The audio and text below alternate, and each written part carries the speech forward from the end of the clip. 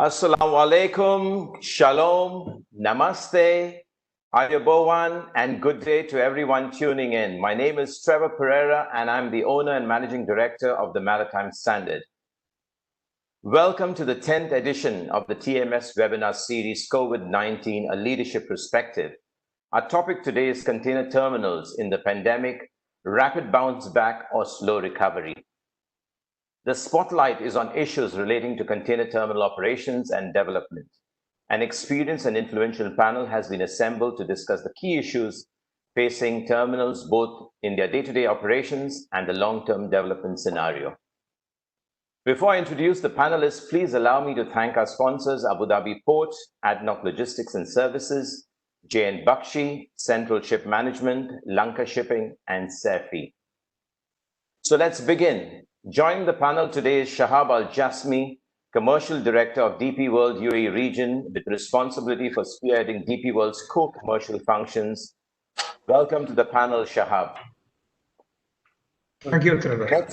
You're welcome, sir. Next, and please allow me to accord a very special welcome to our first Israeli panelist, Mr. Mendy Zalzman, the CEO of the Port of Haifa, a post he has held since September 2008. Mendy has also held a number of other senior positions within Israel's port industry in a management career stretching back to 1986.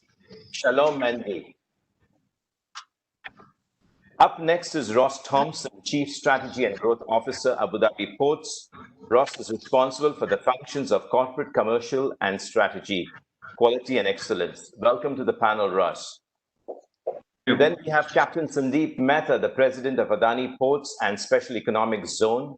Completing 4 decades of experience, Captain Sandeep Mehta is one of the foremost stalwarts of the Indian maritime industry. A warm welcome to you, Captain Sandeep.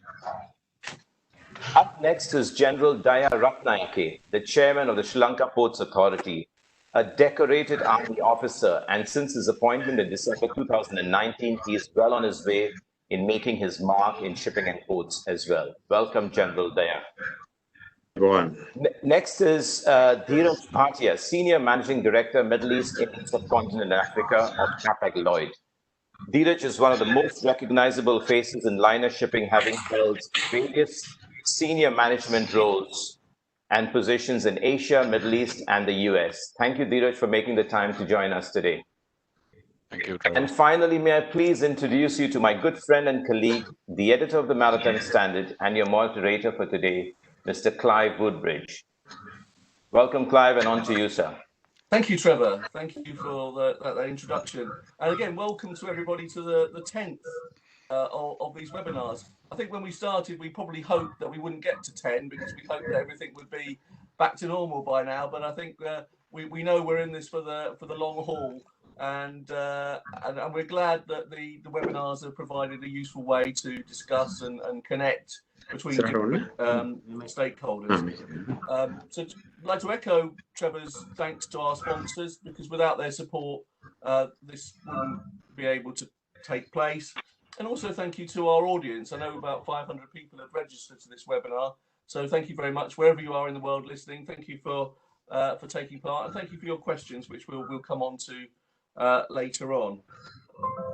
I'd also like to echo Trevor's welcome to our distinguished panel. I think we've got the most geographically diverse panel today, with representatives from Sri Lanka, India, the UAE, both Dubai and Abu Dhabi, and as Trevor mentioned, from Israel. So it's good to have a sort of perspective from many different regions, within the area, but many different geographies and trade routes. So I'm glad to have you all with us. I mean, container terminals, as we all know, are a key component of global supply chains. And like all parts of global trade, they've been affected by the pandemic. Volumes were hit and trades have been affected, liner shipping operations have been rationalised, and so they've had to adapt quickly to a new scenario.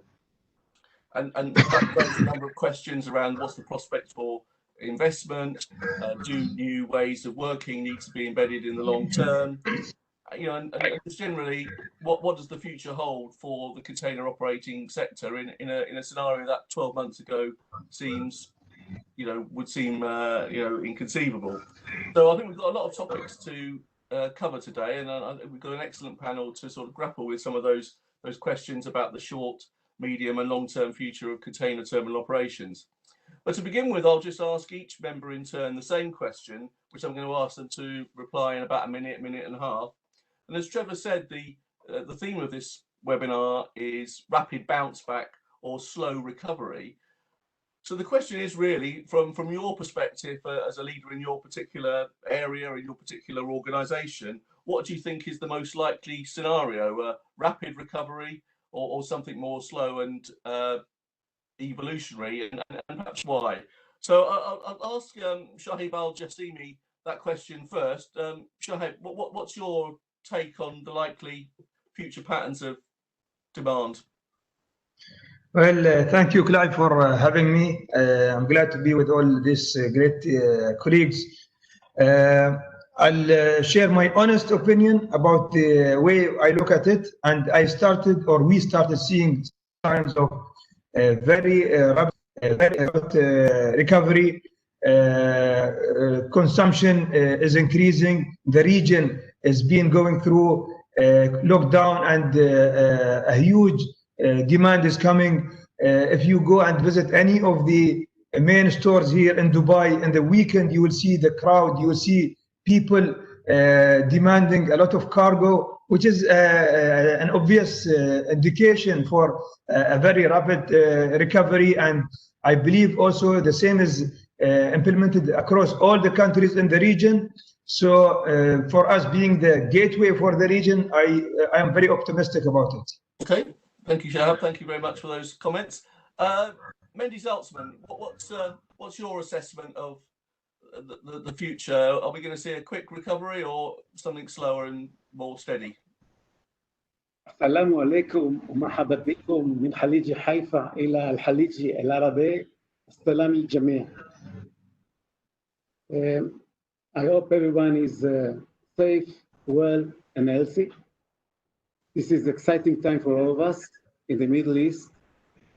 Even though a global emergency, there are a number of bright spots. The peace between Israel, United Arab Emirates, and Bahrain will be a warm peace between people. In addition, this will be peace between strong economies that might enhance each other and initiate amazing cooperation projects. Therefore, very glad for this opportunity today to share information also about the challenges we face this year.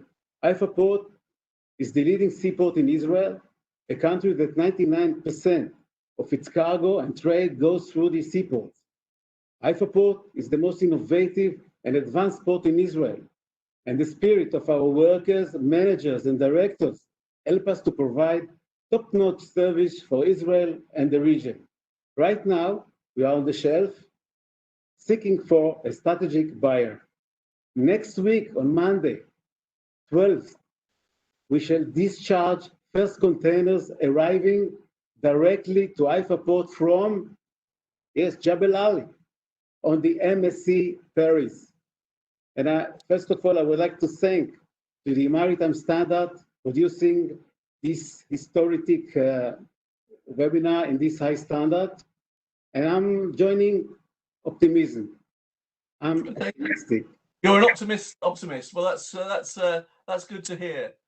And Ross Thompson, coming to you in Abu Dhabi, you've had a very rapid growth rate over the last few years.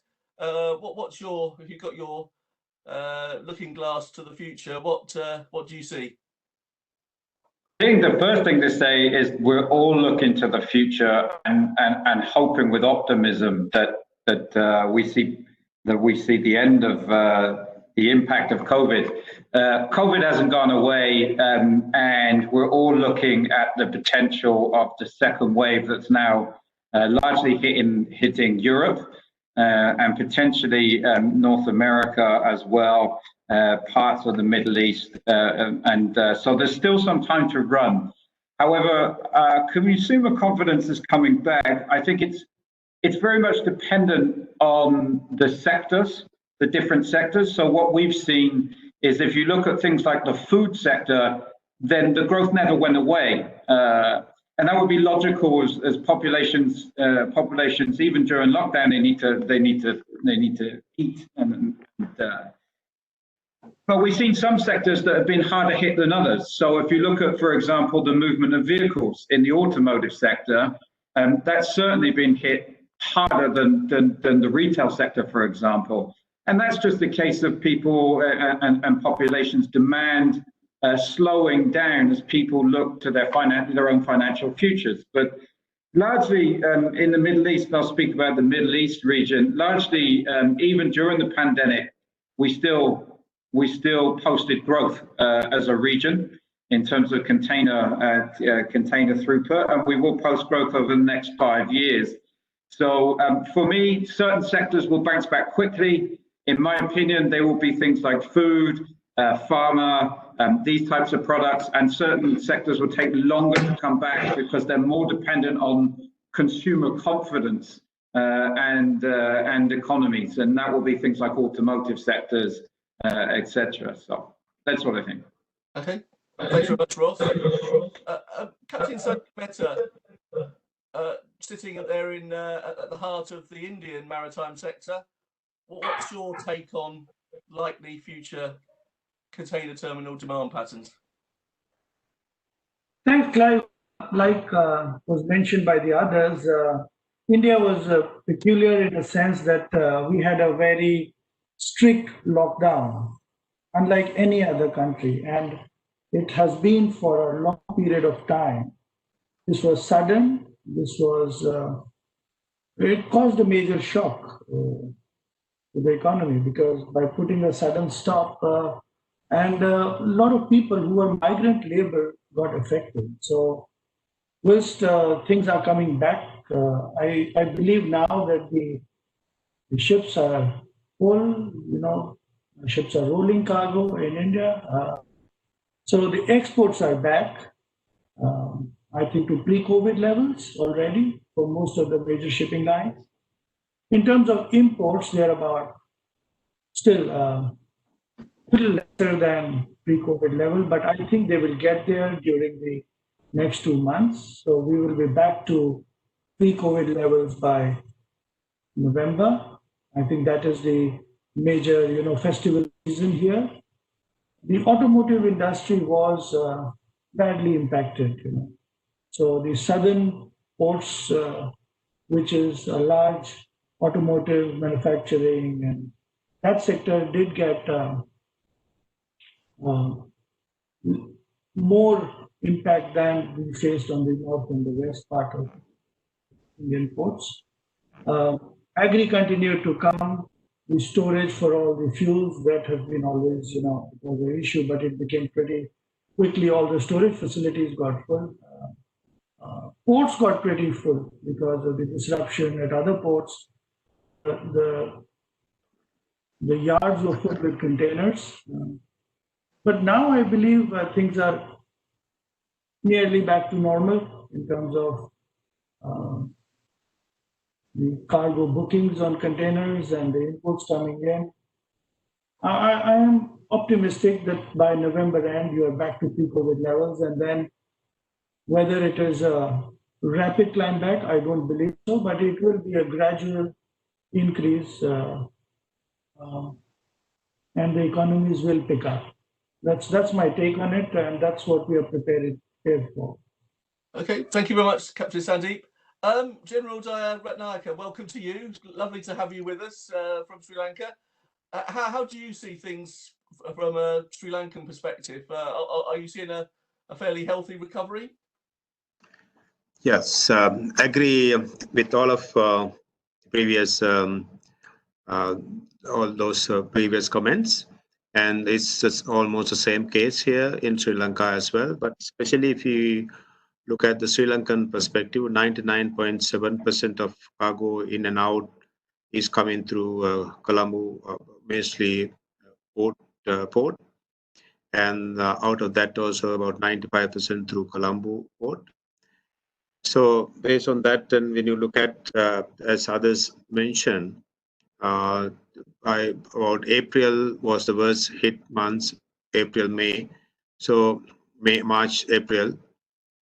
So there was a drop of about 30%. So now it is picking up. So it has, as someone said, is coming near normal, we'll see. As far as the terminal operations concerned. So here, as somebody mentioned, there is a case here in the domestic as a result of issues, imports were curtailed to a certain extent. As a result, when you look at the domestic volume here, there was a drop of about 30%. That is slowly picking up, and there's an increase of export here. So that compensates the requirements. Then the other thing, you know that 82% of our business here is transshipment. So when you look at the way the international thing is picking up, and Sri Lanka definitely will come back to normalcy very soon. Okay, thank you very much, General Dyer. Thank you for that. And I'll come now to Diraj Bhatia Hapag-Lloyd. Obviously, you're the odd one out here, Diraj, because you're not a container terminal port operator, but a shipping line. But perhaps as the core customer of container terminals, you're in a good position perhaps to answer this question as well. How do you see things from a liner perspective? Thanks, Clive. I hope you can hear me. Thanks for having me here. And yes, I think, yeah, I can give you a liner perspective. And not only that, considering the scope of my responsibilities, I think we can divide more or less this part of the world into three areas: Indian subcontinent, Middle East, and Africa is what I look after. And all these three areas have had different degrees of lockdowns. For example, India went into a very strict lockdown for 2 or 3 months, and then coming into Middle East, which was not so strict. I think there was very little impact on volumes per se, if you compare it to India. And if you look at the African terminals and ports and general industry, then this was a mixed effect. Some countries went into a very tough lockdown and many did not. And Africa, as we see from numbers, doesn't seem to be impacted so much. However, I mean, risking to estimate now demand has been is a risk in my view. I think it has been really tough. We can talk about automotives, we can talk about general behaviors, but I think what I can see from all the reports that we've been seeing for last 3-4 months, nobody has been able to forecast it very well. What we are seeing today is a huge amount of demand, as many of my colleagues said here, that volumes seem to be coming back. There is no space on vessels. Almost all idle vessels are back into service. Services are mostly back into service up to an extent of, let's say, 90% or even more. We are facing a huge shortage of space. So whether it is restocking of or replenishing the stocks around the world into all the stores, or people have bought more than they should have initially, or the pending exports out of India, Middle East, etc., or is it something else? I think it's very difficult to predict. Our general estimate has been that container growth tracks the GDP growth of the countries by 1 or 1.2, depending on which country are you in. So in general, I believe India would end up with a 10% lower than last year, similar as its GDP. Middle East would be somewhere very neutral, and Africa would be a couple of percentage lower this year. But it's coming back. Your question was more about bouncing back. Consumers in the United States, Europe, we see a good demand, although the commodity type has changed. If you look at the figures that were recently released in the United States, there is a lot of confidence, and this is picking up. India's manufacturing index is also going up, so we see those volumes coming up.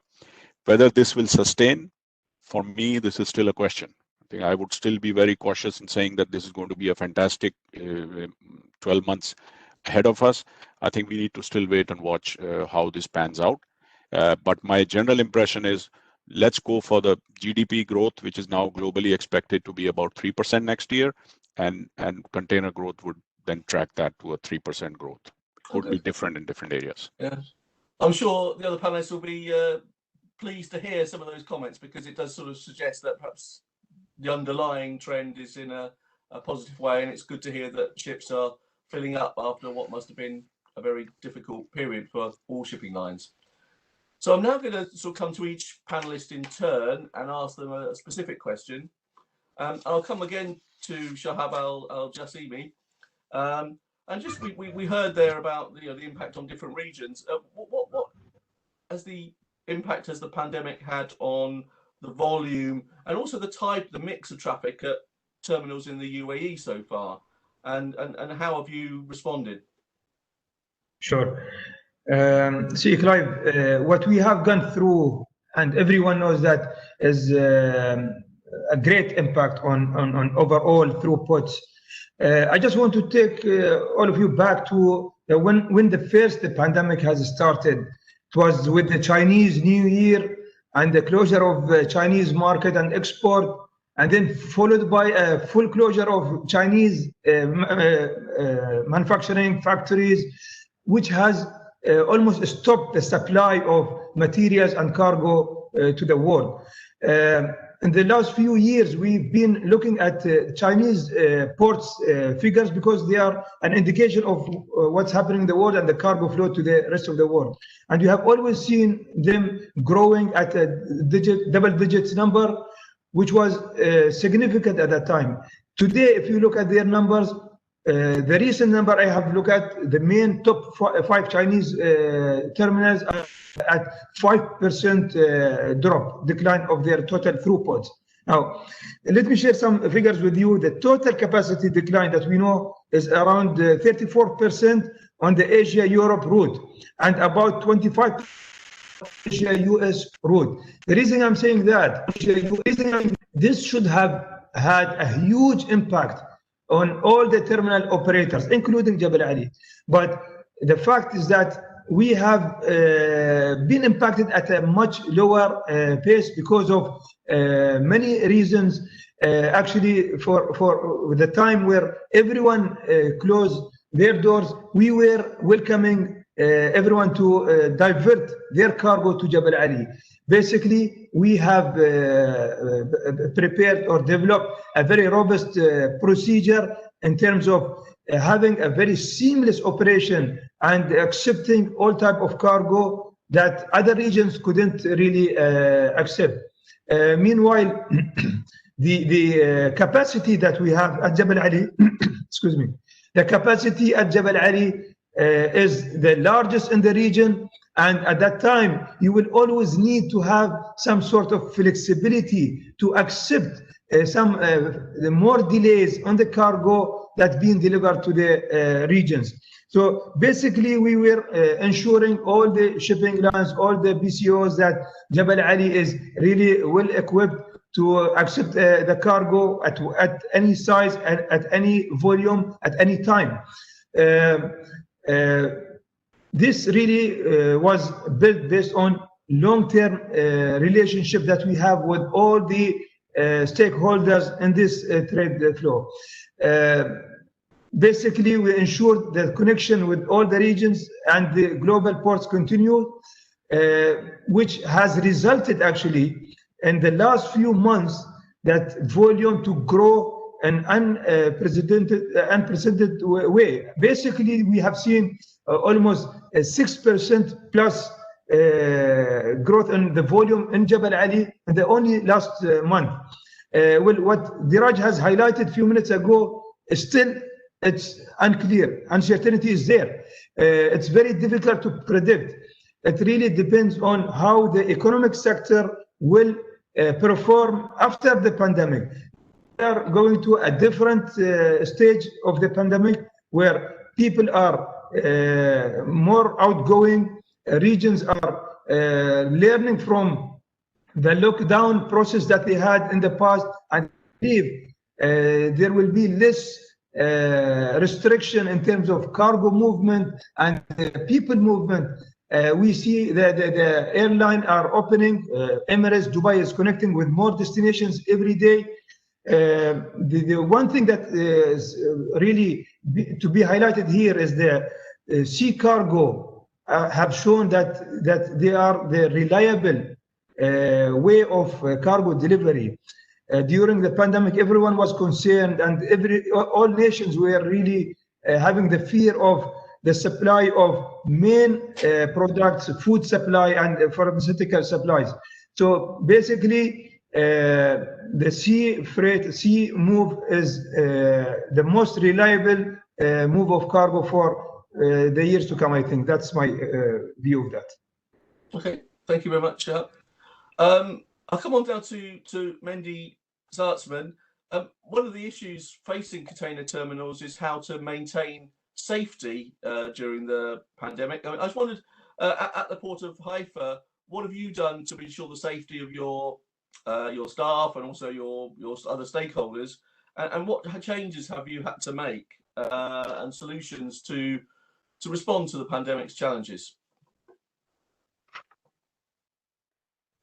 Understanding that Haifa port is faced to foreign ship crews, and we have to reserve our workers, and we have to take care on the ship crews, and all of it to keep on the operation at the conditions. So we start already since February. Vessels entering the port of Haifa require the vessel to be routed by a pilot on behalf of the port of Haifa. Since there are only 8 pilots serving the port of Haifa, and the lake may paralyze the activities of the port, I instructed the pilots already on January to stay away from crowd and live the life of a solitary monk. To my delight, they did so, and apparently none of them fell ill, thanks God, and we hope this will continue, inshallah.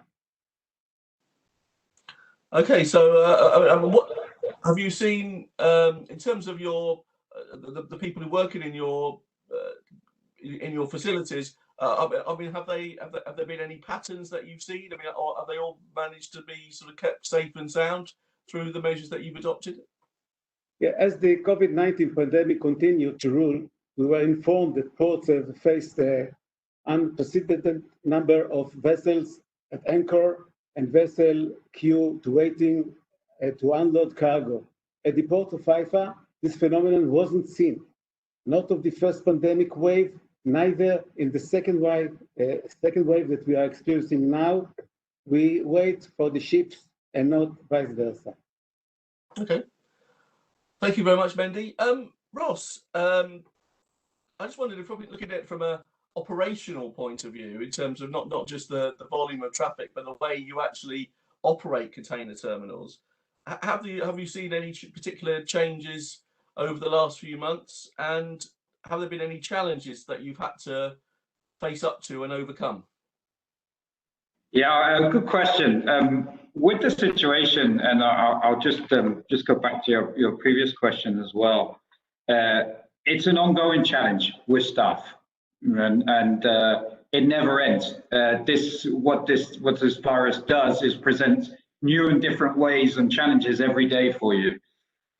Having said that, the ports, and particularly container terminals, they're lifebloods of economies, and they're lifebloods of populations, and therefore you must find ways to keep them running and your critical staff safe during this process.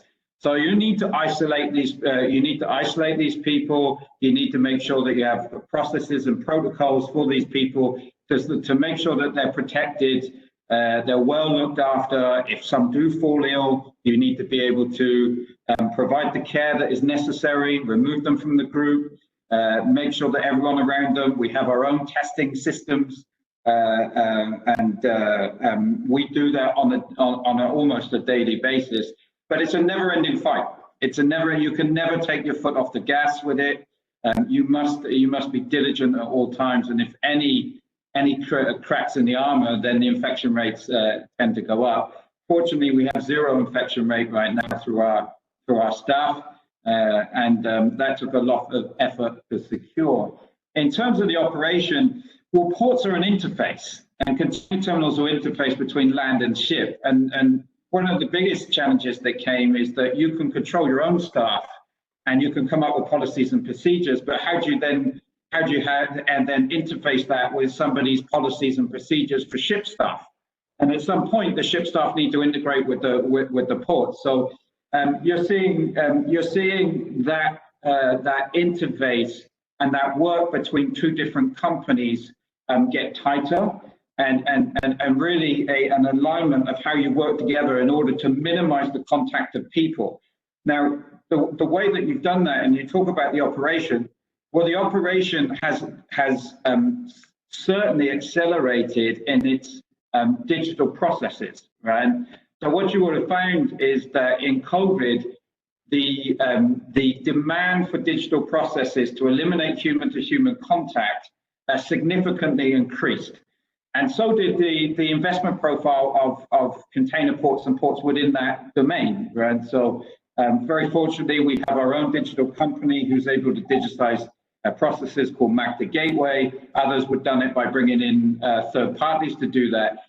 But the investment by ports and shipping lines and all the stakeholders involved in the supply chain into this area significantly limited the traditional way of human-to-human contact and in terms of transmission of documentation, transmission of how the ship conducted itself within the port, et cetera, et cetera. The second focus is a lot of the cargo became needed to be expedited through the terminals very, very quickly. They were core products. They would be products such as food, or they'd be products such as medicines, and they'd be strategic on a country level. So the supply chains became accelerated for core products.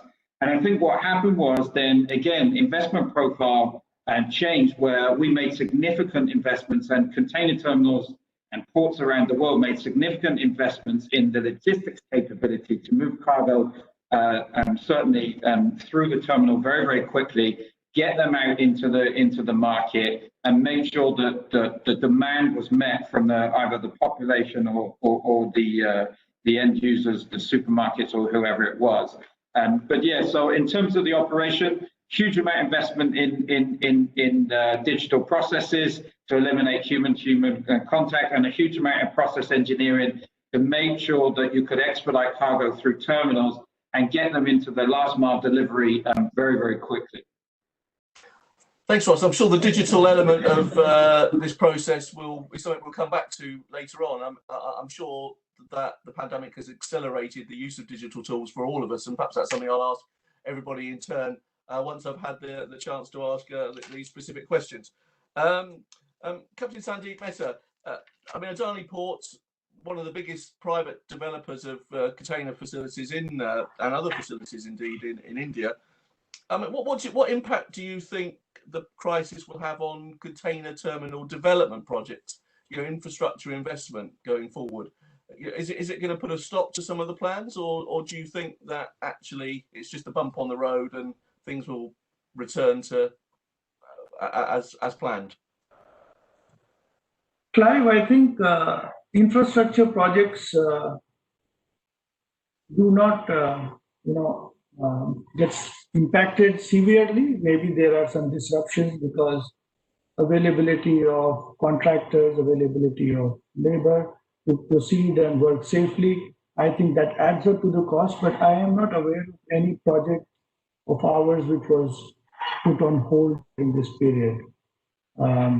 Safety has been paramount for us. Mundra Port was the most reliable port during this whole episode. We have 18,000 truck movements happening.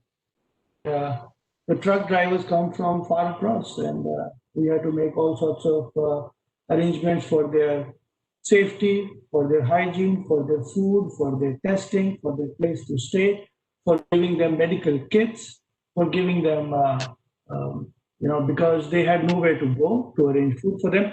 I'm not sure anybody's aware of we are really 1.4 billion people, and a lot of this thing happens is in terms of road transportation. And that had come to a standstill because the federal structure that we have, the central government would issue instruction, but those state governments are allowed to make their own changes, to put in additional restrictions. So between states, interstate transfers of road cargo was impacted, and that would cause natural effect onto the ports, because ports are, like what we mentioned, the interface.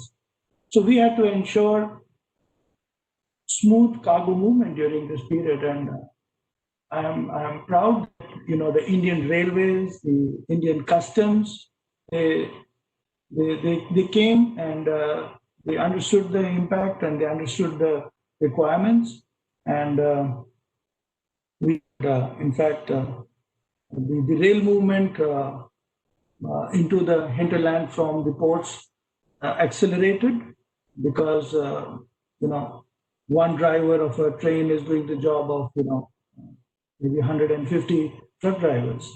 So that took on, and the customs ensured that it became paperless. I'm very proud that people talk about Indian customs, and they were first class. They came to the party. They ensured that all documentation. In fact, people call all these smart ports. We are actually a smart port. There was no need for anybody to go anywhere. The shipping lines could work from wherever they were working from, and examination was being done through scanners, and people were asked that all documentation was digital, and I'm quite sure others would have done the same, but safety was major, and ensuring that we did not get a impact of in terms of people getting impacted. The cost went up, to bring people who were there at their residences. You had to have distancing, so we bring them in buses to come to work. A bus brings in generally about 35, 40 people. They were bringing only 8. And then you had to ensure that they were in rosters where they were going to be in groups which were going to be allocated certain jobs, and then they had to be given PPE suits, people going on board the ships. All kinds of arrangements had to be done, including crew changes, which became a major challenge for people. I think, things are nearly back to normal now. We hope there is no second wave. But in terms of infrastructure, construction is ongoing, all our projects. And we have taken all the necessary precautions. We're so far lucky that we have had negligible cases, and they have been traced back, and people have taken all the steps to ensure that we have been relatively COVID-free. Okay.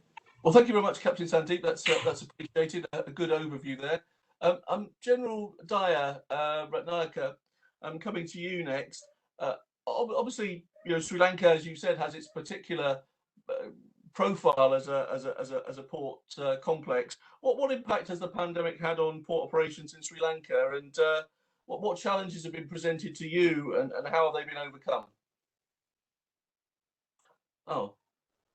It seems as if we may have lost General Daya briefly there. I'll come back to General Daya when he comes back, but in that time I'll come to Diraj Bhatia. Sorry to Sure. come to you a bit unexpectedly there. We've mentioned that one of the things about container terminals is that they are interfaces between different components of the supply chain, and perhaps one of the biggest interfaces is between shipping lines, ships and their crews, and container terminals. I just wondered what your experience has been like, calling at facilities in the pandemic and further afield, and what issues have you encountered? Clive, I think first of all, let me talk from a point of view of being a customer to these terminals. And I can tell you that under the circumstances, the challenging times, we have seen a fantastic service by almost all the terminal operators around the region. I cannot stress less and thank them for their superb efforts that they've made, for all the adjustments that were needed to be made. despite all the challenges, as Sandeep just said, that people had to be segregated or brought from their homes. I think this was a tremendous effort, and I congratulate the terminals around this part of the world to have achieved what they did finally. Definitely, it has not been easy. Our ships are still not achieving in one or the other place the best productivity that we expect. But then I cannot, take that away from the terminals, the kind of adjustments and service that they have offered to us during these difficult times.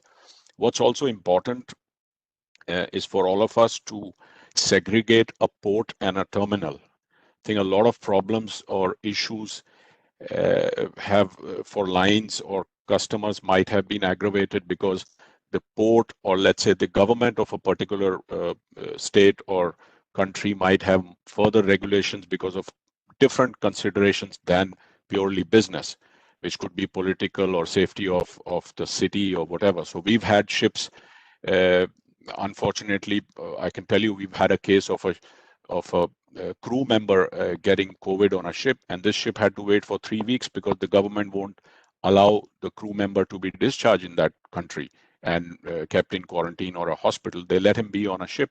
So I don't want to go into details of that, but these kind of experience, and that delays our ship arrested for 3 weeks or in one port. You can imagine the impact of that on the overall service that runs around the world with 10 ships. So it's important to segregate that. But apart from that, I think they have done a fantastic job. We are seeing some delays related to berthing time and productivity and regulations of crew exchange, which has always been an issue and now is much better though, but in the beginning. But my general experience have been very good. And let's not forget, we have seen a very dynamic sort of up and down in the demand as well. Suddenly the terminals had all the imports sort of not being released to customers because of a certain lockdown, and suddenly they had too many exports because everyone wants to export it as soon as the lockdown opens. So it's been a tough time, and they've done a fantastic job. Okay, thank you, Neeraj. And welcome back, General Dyer. I think we lost you briefly there. I don't know what the technology sometimes has its peculiarities. But I was saying, obviously, you mentioned in your opening statement that Sri Lanka has a particular profile in terms of port and container terminal operations. And I just wondered what impact in particular you'd seen in Sri Lanka in the ports sector, and what challenges have been presented, and how have you, both as a government and a port authority and the terminals working together, overcome those challenges? Yeah, thank you, Ms. Clive. The biggest challenge here is, apart from COVID, is the capacity issue for us. So increasing the capacity, and we are working towards it. And beyond the eastern terminal, the terminals from next 2-3 years. So that is our priority one. So then of inter-terminal activities is taking place, and you know that 3 operators operating 3 terminals here. So we have very cordial relations, and making sure that very effective services being given to our customers. That's our key, and we are working towards it. And then say the challenges from the COVID is the one that we have already done.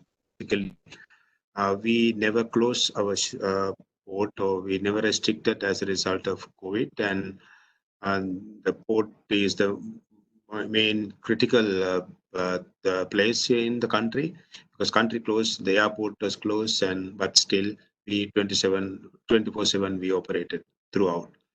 We also carried out reduction of staff and getting only the essential services, and we developed various system, and we develop a master maintaining the guideline, or the adhering to the guidelines given by the health department, health authorities, and the government, 100% adhering to those things we carried out. Actually, during the most crucial period, we went beyond our limits and helped whoever who wanted assistance. There were ships. There was a ship, passenger ship. There was a critical patient and three critical patients, and some of the ports around did not accept, but we got them and got them rescued and treated them. And many such cases happen. So that's it. So basically, we have worked out the controlling system to prevent any disease coming into the country, and we have restricted like people. We have a practice of a fair number of people getting on board when a ship comes, the custom, the immigration, and all that. So with this outbreak, second time, we prevented all that coming, other than the essential lashing people or the controlling people going, or survey or the technicians going. The rest of the other people will not get on. It's like make it more efficient and in preventing the disease coming. So COVID situation, we have controlled it very well. As a country, we have controlled it very well in relation to most of the other countries around. And so the support, we maintain 100% safety, and really frankly, and on a daily basis, we have about, within the port, about average, during the COVID situation, we had about 5,000 people working.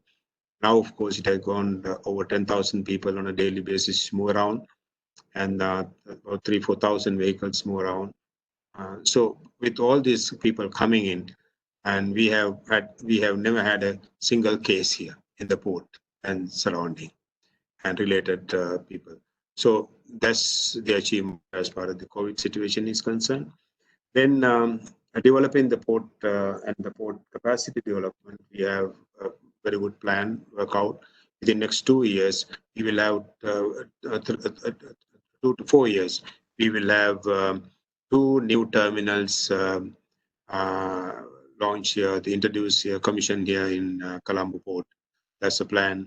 So and the other logistic operations, so in relation to port terminal operation, there will be 2 logistic centers developed in order to increase the capacity of cargo handling, all aspects of cargo handling. So value-added business and all that is incorporated, thereby increase increase the terminal capacity by adding those facilities as well. So this is how we are doing it. And as a country, we have got a new leadership and new government, and very committed towards developing the port and this maritime industry. So the terminal operation is the #1 priority of the government, and they have given us specific instruction how to develop it in short-term and long-term basis. So this is how we have basically planned our operations to increase the giving more facilities to our people. So Sri Lanka, that is the gateway to Asia. So and we are ready with the very aggressive plan, very efficient, effective plan. So digitalization, the other thing I forgot to tell you, this is rapidly we are developing. So the efficiency, the transparency, and all aspects will be there within next 2-3 years with all these new plans. The government directions very clear. Then the His Excellency President's directions very clear. We have got a new minister, very efficient, who has a lot of experience in this field. So we are working towards achieving very good results, and whatever the services that you expect from us is guaranteed within next 2-3 years. We will have that all shortcomings that we are going through with the COVID and other things will be sorted out, and it will be a very efficient, very effective port in this part of the world, Colombo Port in Sri Lanka. Well, thank you very much, General Jaya, for that overview of what's happening, and it's good that under new leadership, perhaps a more confident approach to development prospects is being taken. I didn't know if anybody wanted to come back on anything they've heard, any of the other speakers. I mean, one of the threads running through a number of the opening remarks there was around the use of technology, and in particular digital technology. Shahab Al-Jasimi, how has, for DP World, how has the adoption of new technology helped meet your customers' needs through the pandemic? Well, Clive, our journey with the technology started much earlier. We, as you know, established the electronic window for the port in the year 2006, and gradually we've been developing and adding more services till we reached a very mature level in the last few years. And the only challenge we were facing is the customer to adopt and accept the changes and to use the new norms of doing business. For us, it's been in our DNA. The technology for us covered all the aspects of operation. When it comes to yard operation, we just recently inaugurated the new terminal, Terminal 4 at Jabal Ali, which is, we call it a ghost terminal because everything is being operated from offices, or you can also do it from home. All the gates are controlled by e-services. We don't have any customer intervention. The services that we render when it comes to submitting documents for shipping agents or for the customs clearance are all automated. We are being really very lucky and in a very great position when the lockdown happened that our operation did not impact at all. In fact, this has helped and pushed many of the authorities who were really delaying and not been adopting the new ways of doing using technology. It has pushed them to expedite the implementation of projects.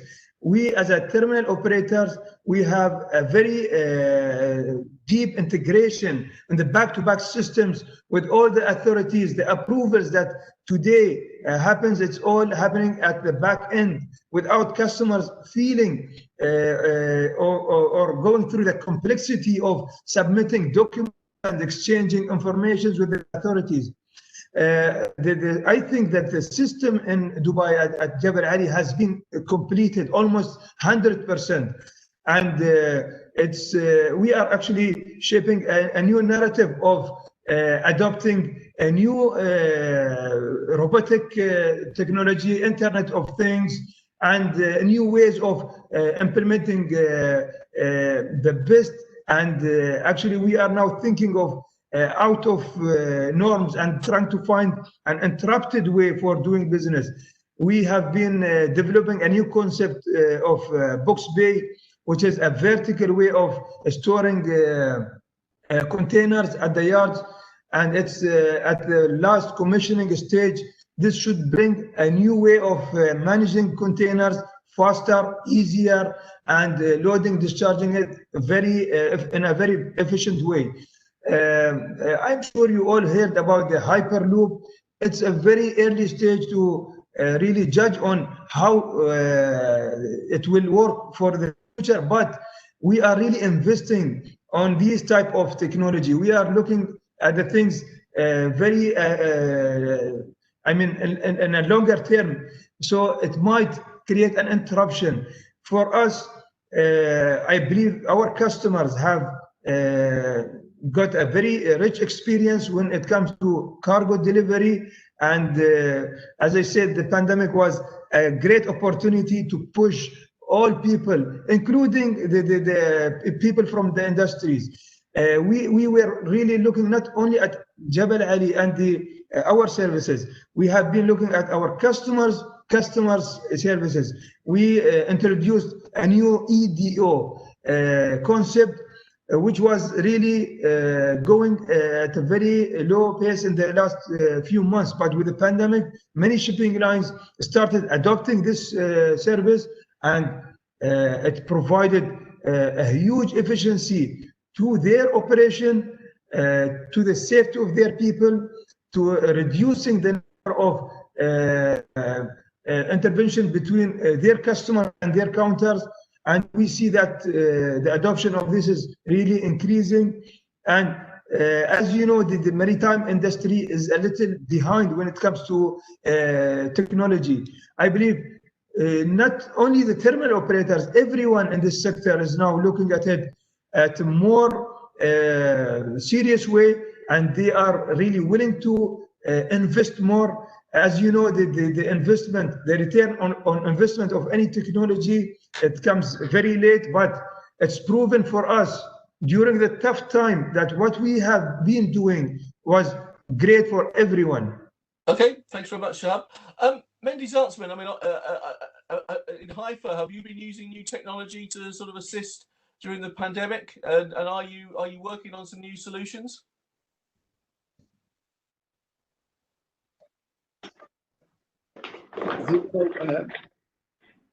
To assimilate a terminal operating system is a Catholic marriage. The Navis N4 has put Haifa port in the international top league ports map, boosting our operational performance and customers' top-notch service, utilizing Navis state-of-art technology, assist Haifa port to become a leader digital player in the maritime industry. 2015, Navis rewarded 4 of 300 terminals with an excellency reward. Jabal Ali got a reward for terminal operation, and we got a reward for community impact. Good. So, and Israel is well known for being a sort of an IT capital. Do you think that's going to help ports like yours in the future? The fact that you've got sort of good companies in your corporate hinterland, as it were. Since we are on the shelf, I assume that the new buyer, which I hope it will be a global player, he will come with his systems, but we shall convince him that we can keep on this Catholic marriage with Navis. And I think that we are updating the system twice yearly. So we are quite updated, and we are quite satisfied from the service, Navis service. Okay, good. Ross, obviously ADP was one, and your sister company, Mac to Gateway, one of the pioneers in the region. Has Mac to Gateway been a sort of positive thing for the port community during the pandemic? Yeah, absolutely. I think that we're in a new world anyway for port companies. Just my personal opinion, anybody looking to advance their career into management of ports or enter it from university should really look at the digital side of the business, because it is the future, right? And what I mean by digital side is not just in terms of the digital size of processes, but in terms of data and data analysis and big data. Now what we're doing through Mac to Gateway, we started the PCS system.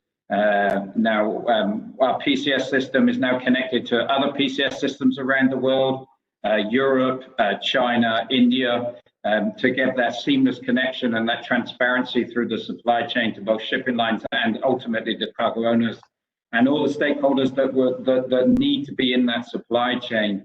I think what Magda is doing now for us is taking it to the next level, where we're now looking at algorithms about demand side, about how we plan our operations better, how we get efficiencies, how we turn ships around, how we use the berth more efficiency through machine learning, through AI, and through big data, and through business intelligence tools that we now have and we've developed in-house. But these are all the futures, and it's demanded by the customers and the market as well. Visibility, speed of transaction, these are big customer drivers from ports, and I want to say that this region is really exceptional, and I include India in that, but the amount of startups in India and the Middle East that is close to home, the amount of startups that bringing out, quite frankly, astonishing technology that can be applied in the port industry. You're going to see a lot of developments over the next 5 years that completely change the game about how we deploy technology within ports and container terminals, how we deliver things to ships, for example, how ships interconnect with port systems. Yeah, it's really exciting times. But again, I'll go back to my point. If you're coming into this industry, that's where the future is, and that's where you need to get involved. Captain Sandy, would you agree with that? Is digital the future? Clive, I fully agree with Ross. This is the way everybody's going. Ports are now integrated logistics provider. They're working end to end. We are fortunate that we have several, world-class companies in India. There's TCS, there's Wipro. There are several of them who have got expertise in this area, and we have port community systems. And what was the issue was the acceptance by the government bodies and by customs. It was not the issue in digitalization that was technology. It was the acceptance because there were bad habits, there were people with job security, wanted to do everything using traditional methods. And that the pandemic has forced people to review. The government of India has a Vision 2030. They have a full marketplace development and just, logistics, national logistics portal platform, and all the ports connected on it, total visibility, total transparency,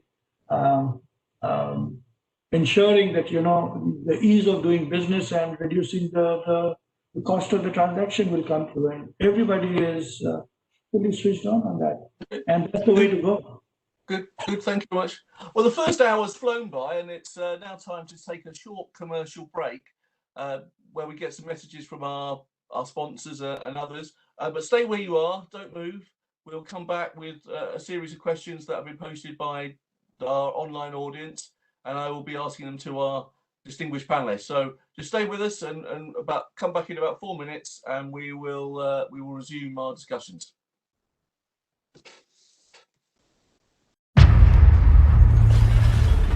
The winds of change shape the course of our industry.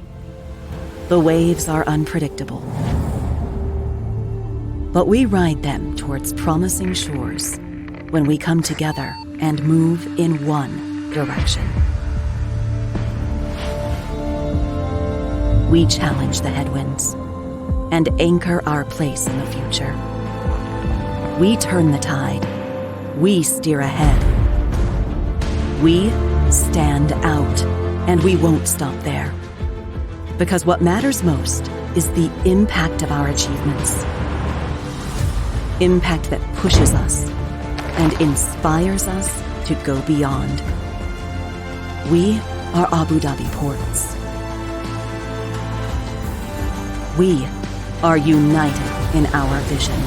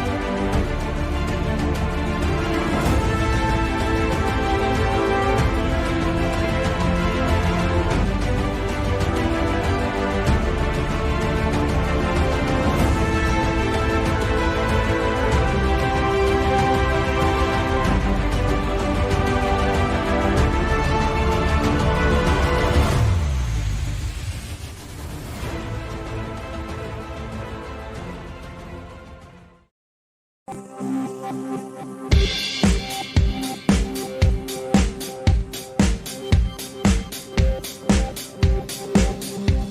is a demanding business, requiring that ships be fully stocked and self-sufficient during long journeys.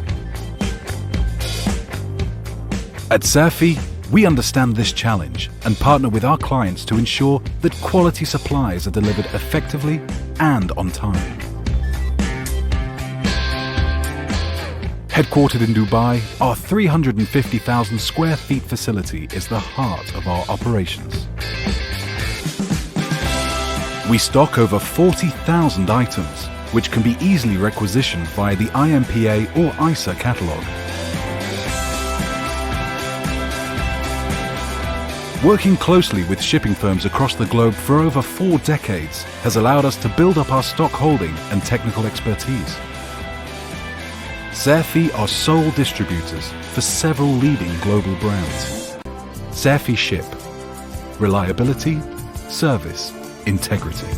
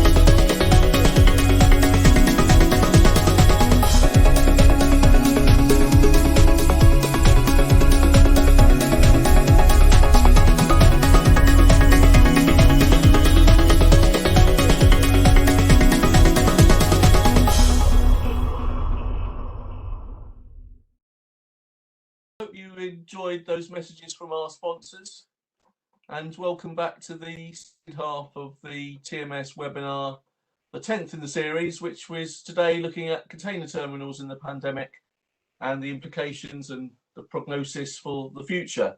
We've had a number of interesting questions coming during the break, and others that were made by the people registering. The first question I've got is for General Dyer. And it comes from Saliha Sananayaka, Lanka Shipping and Logistics. And his question for the SLPA chairman is, the Port of Colombo has been performing well recently and picking up lost ground. And as a result, it's now reaching capacity in terms of container handling capacity. An additional deep water berth seems to be the highest priority for the country. What are your plans for implementing the unutilized East Terminal project? Yeah, that's our priority one, Steve. That's what we are working towards. And Eastern Terminal, about 40% of the construction being completed some time back. And unfortunately, for last 5 years, no action being taken to put that into operation. So our priority number one is getting Eastern Terminal or whatever finish into operation. That's our priority one. Then increasing the efficiency of other terminals, like we have some old equipments, those will be replaced and increase the capacity of those. Then the other storing facilities and so on, once we the all interconnected services, increasing the capacity is a huge requirement. That we have prioritized that.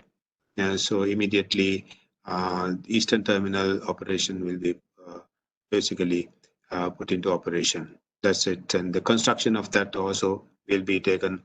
The balance construction will be commenced within very short span of time. Going further, Western Terminal is also, we are ready. That's going to be the biggest terminal in the southern port of Sri Lanka. So our port. That is also, we are ready now within next within maximum 2-3 months. That will also come out into RFP level. So that's what we are doing to increase the capacity. Okay, I probably should know this, General Dyer, but has an operator for the East Terminal been chosen, or is that something you will be tendering for in the near future? What's The Eastern Terminal? Does it have a designated terminal operator, or is that something the government is looking to tender for? Yeah, Eastern Terminal, but the question was not very clear, Steve, but what I understood, you mean to say who is going to do the operation? Yes, yes. Yes, that's government of India has shown, previous government of Sri Lanka has signed an agreement, the MOC with India and Japan. So it's still on. So the government level discussions are going on how to finalize it. And I think we have almost come to final conclusion. That is what I understand. So within next 2-3 months, we will have the clear guidelines from the government to the Port Authority. So until that happens, we are ready with all other with all to operate the Eastern Terminal. So whether it is with India or our Port Authority concern is to operate it immediately put into operation. That's the requirement. Yeah, the government level is a decision whether they are going with India or right along. Port Authority going alone is still in the form of discussion finalization. That's what we know at our level. Okay, thank you very much, General Dyer. Mendy Zeitzman, you mentioned a number of times about the privatisation of the port. A question has come in. What do you see as being the main benefits of privatisation to the port, and what do you hope to the economy and Israeli trade will benefit from that? I think that we do a really great job in the port of Haifa.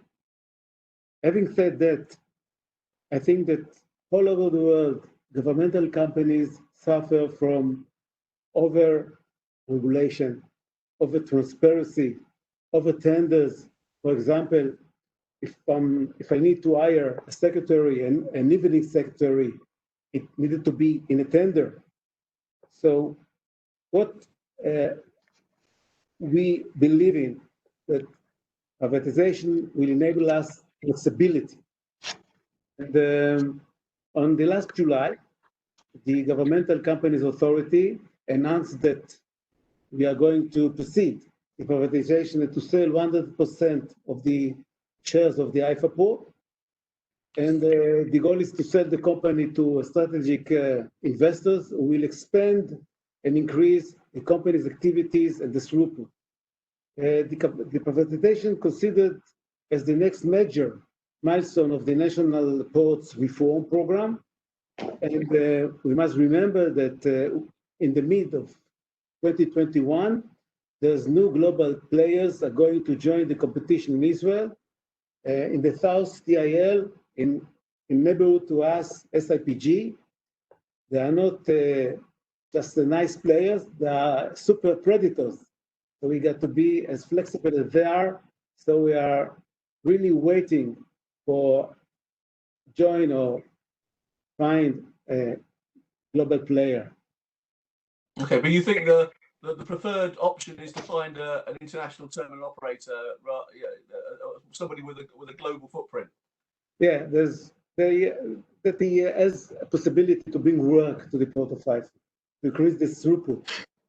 Though, 2020, it was hard here for globally, but we increased already in the throughput of containers more than 5% by being competitive. But we should rely on assistance of a global buyer assistance. Okay, thank you very much, Mr. Zeitzman. I've got a question here for Captain Sandeep Mehta, a question from Ikram Kutilan of Aitken Spence Shipping. And the question is, Adani is building ports around India. How does Adani hope or plan to attract cargo and shipping lines to these new ports? Clive, I think the only answer is to bring customer satisfaction. You operate at global standards, you offer the best service, you offer integrated solutions, you keep the customer in mind. That's the way I think you can attract customers in any business. Coming to privatization, I think privatization has done a lot of benefit. It has brought world-class, processes, standards. It has integrated it in a much better manner. I see the airports being privatized in India.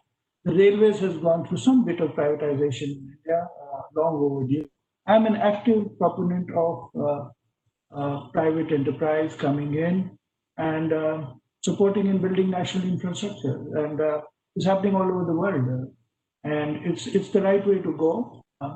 Government should be in the business of running the defense and the other foreign relationships, trying to do business and trying to cross-subsidize. And that is sometimes it's required, but to allow the spirit of free enterprise to happen, I think is the right way to go.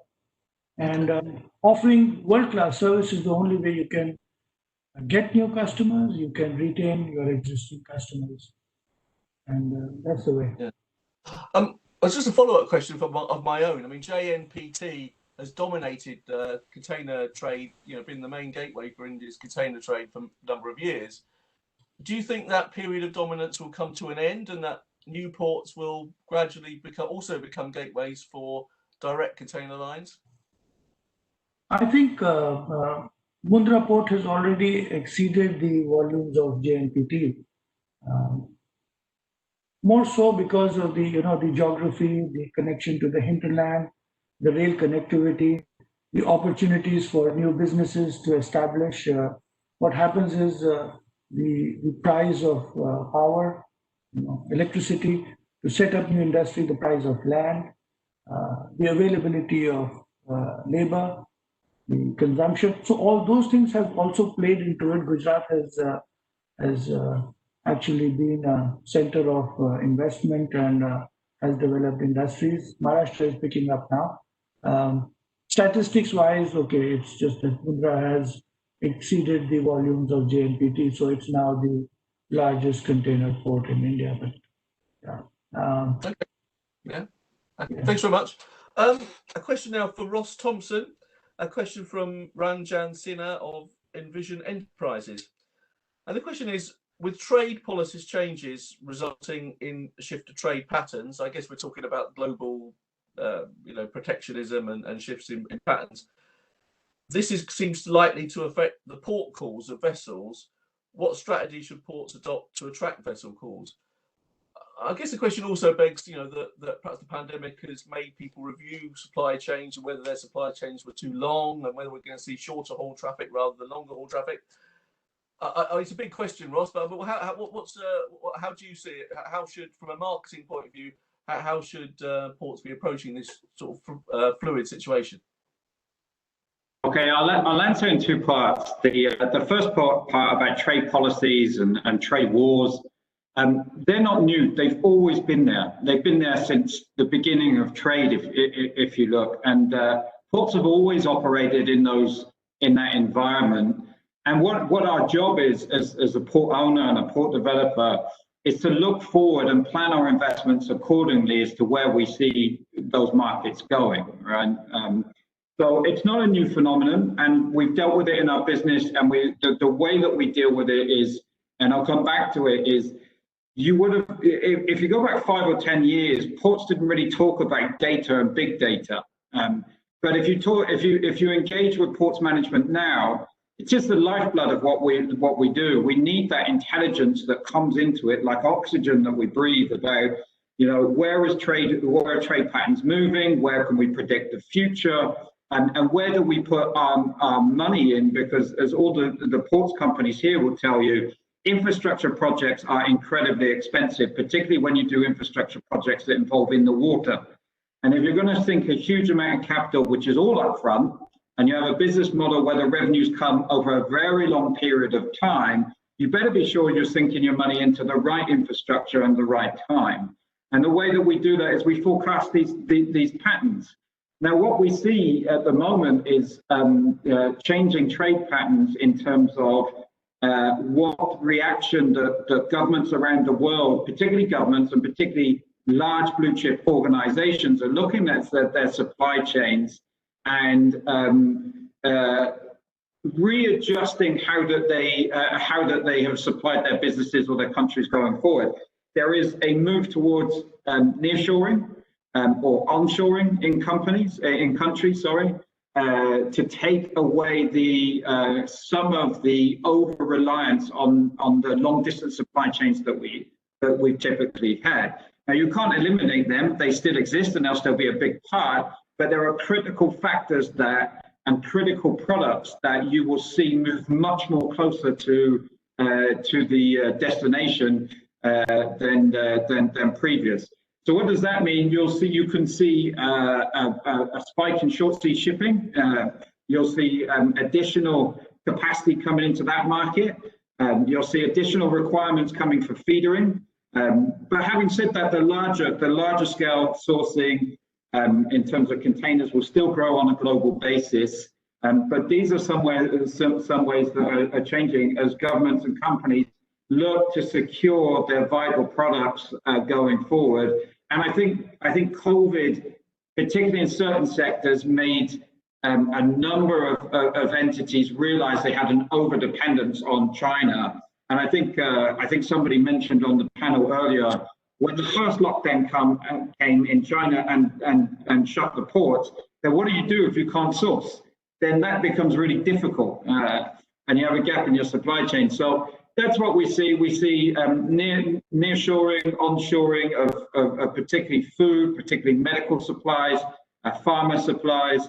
What people are asking for is more robustness in supply chains.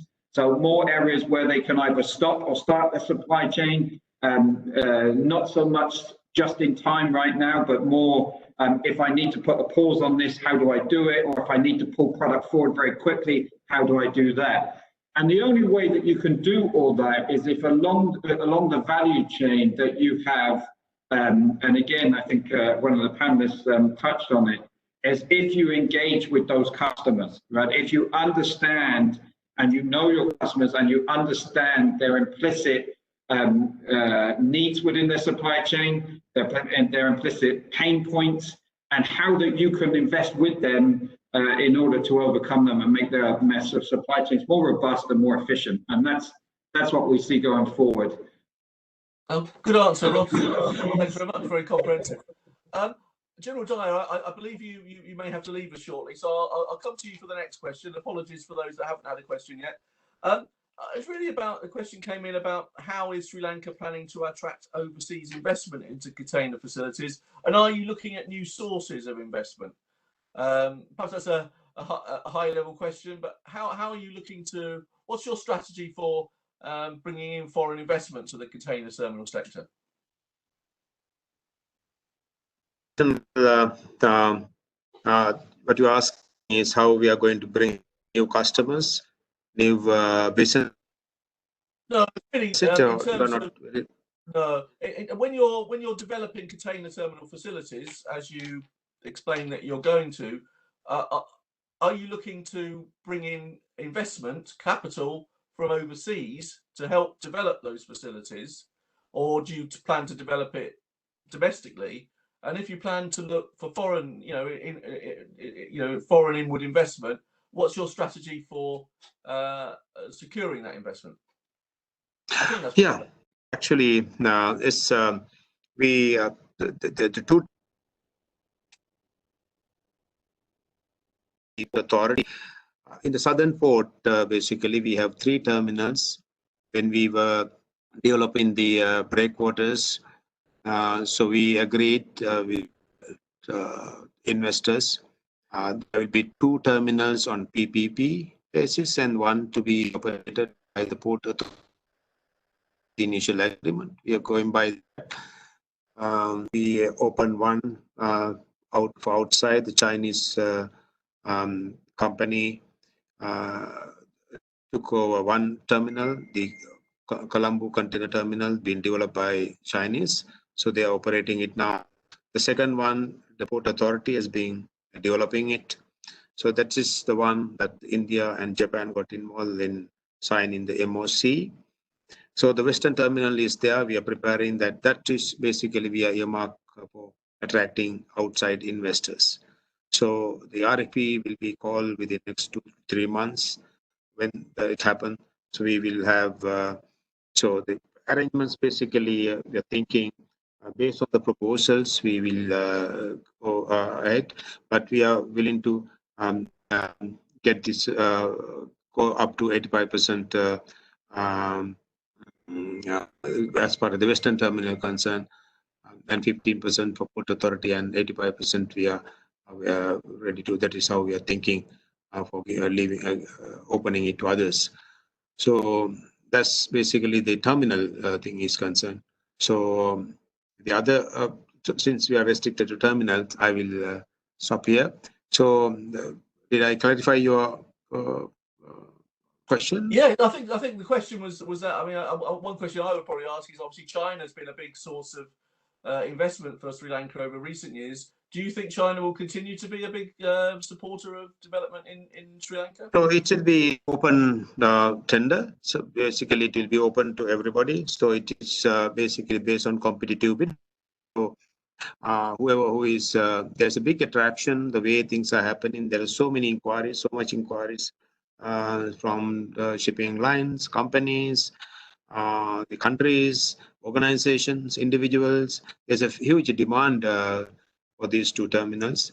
So we will be opening it based on competitive, most attractive towards us will be the kind of the proposal will be the winning proposal. Well, thank you, General Dyer. I know you might have to go off and have a very important meeting with the President, so thank you for joining us. And if you have to leave shortly, thank you very much for attending. I'll come next to Shahib Al-Jasmi. All right, no, our pleasure. Thank you. Shahab Al-Jasmi, a question's come in. What measures need to be taken to manage the recovery in the next 3 months? And also, how should we plan to handle a second wave of COVID? I suppose it's a short-term thing, but hopefully a short-term thing. But I mean, how should we be looking to manage the next few months, in particular the likelihood of a second wave? Clive, I believe people health is priority number one for all the nations, and I believe that they all learn very well on how to manage people move and cargo move as well, because it's highly depending on how we position people, and the whole region, I believe they will be still taking all the precautions to protect the citizens. However, cargo is an essential thing. Cargo move will never stop. The flow of cargo will slowly, gradually, we will experience a good growth and back to normal with the precautions keeping in place. It will be a bit delaying the process, which is expected and also anticipated from the consumers. But again, what will really help people to or terminals to be continuously providing their services and avoiding any major interruption is technology. Technology will be the way forward. The industry of maritime will be advancing much faster than what we have seen in the last 10 years. I think the coming few months for 2020 should bring a better news for us. Okay, thank you very much, Shahab. I'll come now to Dhiraj Bhatia. One of the questions that we perhaps picked up on before the interval was around digital tools, and a question that's come in for yourself is, have you been increasing the use of digital tools as a result of the pandemic at Hapag-Lloyd? And perhaps in particular, how you interact? Are you seeing good interaction digitally with ports? Perhaps that might be a relevant question as well. Definitely, Clive. From a customer perspective, those who deal with us, we've had a lot of digital tools that are now being used. I can, for example, tell you now that for most of our non-contracted freehand business, almost 50% of the business is now booked by customers directly on a digital platform. This was not the shipping industry we knew 2 years ago. So this is a huge change already, where you go and book your cargo online, and that works very well for us. We launched this tool in 2018. As far as the terminals are concerned, I think the interaction between the terminals and the shipping lines is quite a lot digitized already. It is not an issue. I mean, most of the exchanges with most terminals is through EDIs and direct system connections with us. So that has not been a challenge, and I think it was quite mature already to a large extent. What has happened, as Shahab also said, in many cases where we used to release a document to a customer, and then the customer would take that document to a terminal to release their container, that interaction has become very digitized now, where we are releasing a lot of EDOs. India started on this process 5 years ago, and I think this COVID has helped to expedite that further. And of course, in Dubai, this was very very much the way to release containers. So in my view, yes, it has become digital. There is still a long way to go. As you know, we as a shipping line, we have an international community now called DEXA, which is working on all processes, standardizing the language and the process information transfer between global terminals and shipping lines, and within the shipping lines as well. So this will really help, and it's going very well now. Okay, thank you very much, Diraj. A question here for Captain Sandeep Mehta. We talked a bit about changing patterns, and one of the trends seems to be in India around the coastal trades. That the coastal trades are expanding and including containers. And the question is around this. It says, what investments are needed in ports to serve Indian coastal container trade? Is that something you feel there is a need for? Clive, I think already been mentioned by several people that the supply chains are going to get modified. There will be a lot of nearshoring. There will be definitely expectation that the coastal trade needs to grow. India has a large, seafront. In how I see it is the interface at the port level. The ports have now capacity to manage and take the coastal vessels. The issue is the connectivity for the cargo coming from the hinterland. And some of these smaller ports need that to be expedited. The inland waterways are also, there's a large push on that to dredge the waterways, to put up multiple multimodal facilities there. On the coastal front, I think ports need to offer incentives and ensure that the cargo does not get, there is ease of movement of this cargo. The infrastructure is in terms of connectivity, the road connectivity, the rail connectivity for the coastal cargo. The rail to sea, I think, is a huge opportunity as the railways are getting additional capacity. The dedicated freight corridor is coming up, and that will get impetus from connecting to the coastal vessels. Definitely, coastal trade has been inadequate for a country of size. The over dependence on road, the subsidy on the diesel, it's gone the other way actually.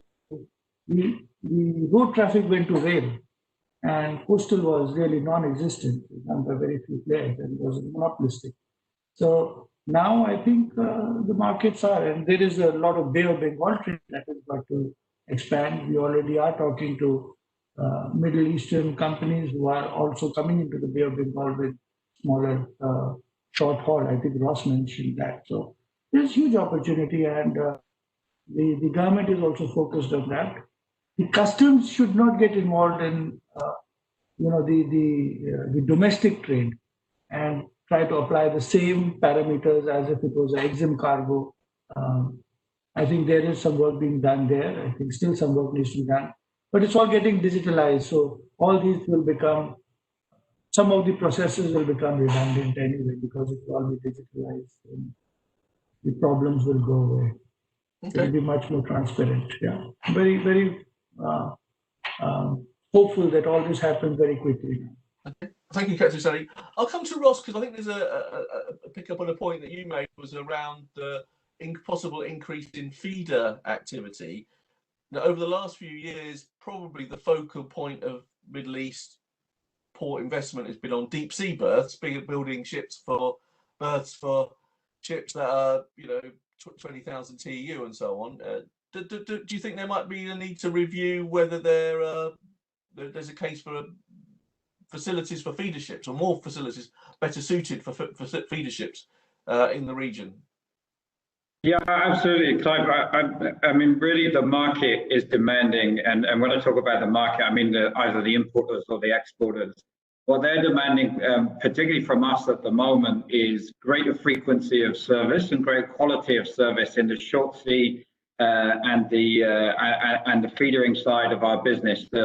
As you say, the large focus has always been on the deep sea vessels, and you need that because they're the ones that come into the big mega hubs, and then the feeders then take that cargo into the smaller economies or the region. But yeah, so yeah, we've seen conversations with importers and exporters that have really requested us to step into that market. We did in June. We launched the feeders, which was connecting India with Halifa Port in the Upper Gulf, and then we launched a second service that connected Halifa Port with all the Emirates. So a Northern Emirates feeder. And we'll be launching a third and fourth service in very due course, but within the region. And we only launch those if there's market demand, and because it's costly to move ships through the water, particularly if they aren't utilized. So yeah, we're seeing increasing demand from the market for alternative options to what's already in the market, better product, and increased efficiency, increased service levels within those sectors. So something that we have stepped in to invest heavily in, and will continue to invest heavily in and grow. And others are doing the same around the world, and in various ways. We started ours with a partner from Singapore called Bengal Tiger Line.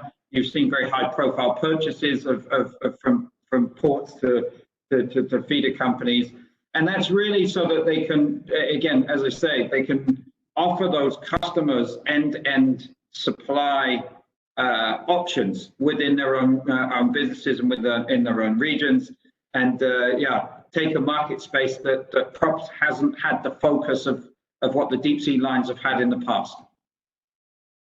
Thank you, Ross. It seems logical to come to Shahab now and ask. Obviously, DP World has well publicised, invested in Unifeeder and has acquired an Indian short sea operator recently.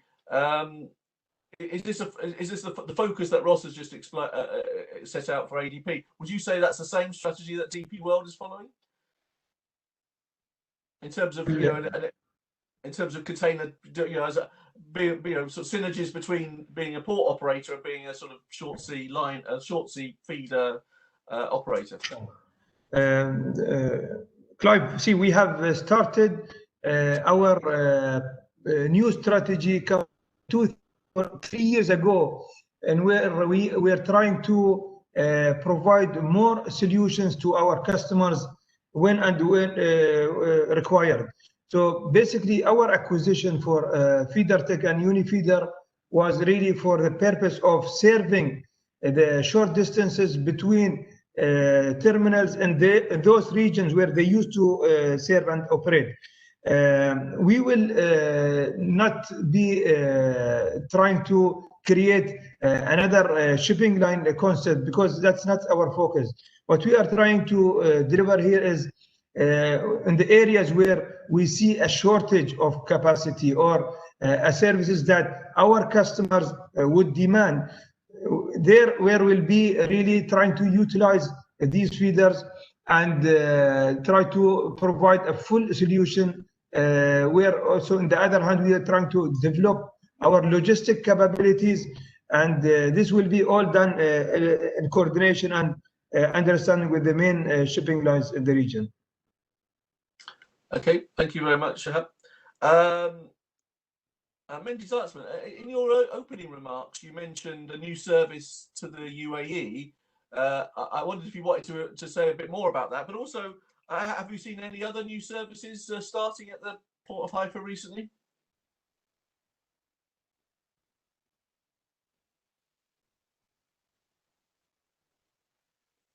Mendy, did you hear my question, or? No, I couldn't hear. Please ask it sorry. again. All right, can you hear it now? The question was, yes, I can hear it now. In your opening remarks, you mentioned a new service between Haifa and the UAE. Could you say a little bit more about that? But also, have you seen any other new services started to call at the Haifa Container Terminal? Yeah, first service that I can mention is the Alliance. It's an alliance between COSCO, One, Yangming, and OOCL with their East Med America line. They're calling us for precisely a year. They're quite satisfied. But what really happens is that all the lines that come and call Haifa from the east are going to call Jebel Ali and to bring us some cargo from there. What I mentioned is that next Monday will be the first call, but we are quite excited to the first call, but I'm sure that the 2M that is calling Haifa either, and some lines of Zim will take over some containers from Jebel Ali direct to Haifa until a railway will be installed. Well, look forward to that.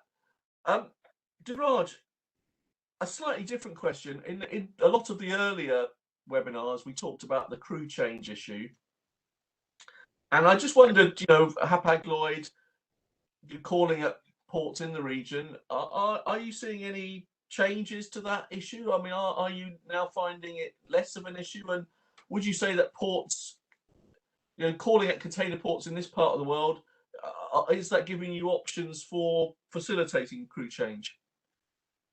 Absolutely, Clive. We've come a long way from the initial days of COVID. In fact, quite deep into COVID situation as well.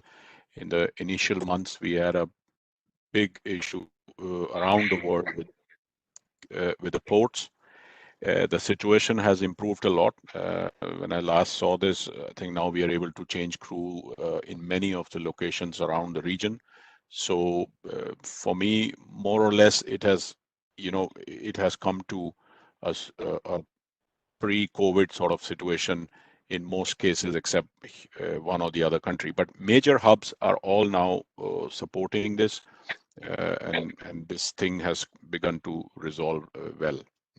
But definitely, people should know that our seafarers have really suffered in the initial months of COVID, as they could not go home or the new ones could not come on the ships, and that situation is now resolved. Yeah. Another question, because I haven't asked you very many, Diraj. So there was one that says, it came in from a gentleman who asked, is Hapag-Lloyd optimistic about its Middle East container markets? I think you mentioned that a little bit in your opening remarks, but are you upbeat about prospects in the Gulf? Absolutely. I think we believe the long-term story remains. Yeah, this COVID for now or another 6 months next year, things could look one or the other way. But we are growing with the market. I think we've continuously brought in new products, innovative products to connect Middle East to different parts of the world. We are again looking at some of the other trades. I think, as Ross mentioned, there we see a lot of nearshoring activity, which requires possibly some more solutions around the intra-Middle East sort of trade between India and Middle East and Africa. So we are pretty optimistic about it, and putting all our weight behind this part of the world, Indian subcontinent, Middle East, and also Africa. Okay. I've got a question for Captain Sandeep. I don't know who's asked this question, but it's about export dwell times of containers at ports have been on the increase. What's the reason for this, and will the situation improve? I mean, I don't know whether it's just talking about or just ports in Italy, in India generally, but so it's about export dwell times of containers. Is that still an issue, or are you seeing some improvement? I think as these services are now becoming more, more regular, there are no blank holes. So the exports because India has been exporting, and there was shortage of containers, but in the ports, I do not believe now that's so much of an issue because the capacity is now available. There are lesser rollovers. They are still happening, but it's lesser than before. And this huge export surge has to be handled. So the shipping lines are modifying and adjusting. I think their vessels upgrading and ensuring that they do connect all, because it's an issue of reliability. I think most of the shipping lines had scheduled reliability issues during the COVID first phase. I think. So they are taking action now. Okay. Exports will become, yeah. It's you're taking action, and it's something that will gradually improve with time. Yeah, export dwell time is a function of the connections, because the containers already come into the terminal. It's a matter of connecting it. So the connection can only not happen if there is no space on the ship, and there's a rollover, or the vessel is not calling. So those issues have happened in the past. I think become much better now, and it will have to improve. Otherwise, the whole liner trades concept will get difficult. Okay, thank you, Captain Sandeep. An interesting question for Ross Thompson, a question from Tariq Ajluni from the Higher College of Technology. What would your recommendation be for maritime educators to build up knowledge in future generations regarding port management? I suppose this is a question, I mean, looking at the supply chain of people, I suppose. What sort of skill sets are people like companies like ADP looking for, and how can the educational establishments prepare the skill sets that you need for the future? Well, Tariq, I think you said higher education of technology, right? Higher University of Technologies, right? HCT, it said HCT. Yes, I don't know whether. Yeah, and I mean, my focus would be there. And I would say if you went back 5 years in not only my business, but all the port businesses and previous companies that I've worked in, there would have been no data analysts in our business. Right now, data analysts are some of the most important, influential people within the business, because they're the ones that are able to take the data, dissect the data, and then give you or dissect it through the organization into a usable format that they can start using that to predict or gear up for the future. The other logisticians is very important to us. And I think Sandeep and others have mentioned how ports are now stepping into fully end-to-end solutions for their customers, particularly those big customers that are located within their locality. And we need people that think outside of traditional, all we do as ports is discharge ships and operate very, very well. That's actually one of the least parts of our business. We do it, and we do it very well, but it's almost a price on the ticket with our customers. What customers want to know from us and ports around the world is, what more can you do for my business? What more can you do in terms of a one-stop shop that when my product reaches your port, whether it be import and export, why do I need multiple different parties to interact with my cargo? What can you do that then takes out those links in the chains and makes it much, much smoother? So logistics is and the view of holistic supply chains, and how that you can take pain points out of people's supply chains. That's important. Technology, as we discussed, we have agreements with universities. We have very clever students looking at algorithms on the efficiency of the crane arcs and how you can save time on if you have the optimal crane arc within your port facilities. We have startup companies coming to us and telling us how we can use satellite communications faster on ships. All these types of elements are turning our industry into quite an exciting place to work. But from education process, technology and data analytics and logistics, they are three core areas where ports and global ports and companies like ours are absolutely crying out for good people. When I did my port management diploma, if you like, it was all about how you move cargo through a port efficiently. It's way beyond that now. So we're away from manual processes and planning, and we're really into a new era of how do you drive your business forward. And I take one more point: financing. Financing is incredibly important for ports companies and terminals, whether it be purchasing of equipment, whether it be financing large infrastructure projects. How do you do that? How do you finance your M&A activity as a port? These are difficult questions that ports have to answer. So those are four key areas where I would say the industry is making leaps and bounds in, and the education side of the industry should focus on those areas. Good, some good advice there. I'm sure others will agree. So I'll just ask one question to Shahab here. You mentioned Box Bay. I mean, it's a question for myself, really. Is it ready to handle its first containers anytime soon?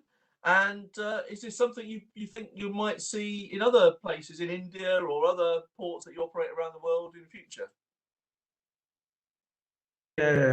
Clive, I think I can't disclose this.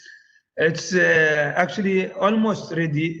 We are just doing all the safety and the commissioning test, the last test, and the first trial box should be in a position to conduct by maybe December this year. So this might take a couple of weeks to ensure all aspects of safety and operational, and the handling part, and also technicality has a lot of challenges.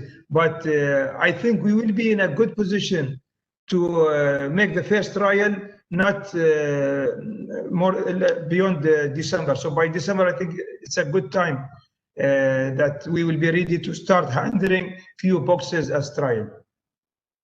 Good. I'm sure everybody in the industry is, well, not everybody, but a lot of people in the industry are quite interested in it. I'm sure Ross will be getting his binoculars out and looking at the Box Bay project. I'm sure it's something that that a lot of people will be interested in, because it's a very much a groundbreaking project. We're near the end of our session. It's gone by very quickly. So I'm just going to go around the table virtually and ask you just one question. And the question is really sort of, when you look back at the container terminal operation or your container business's performance in the pandemic, what would you say as a thing you're most proud of?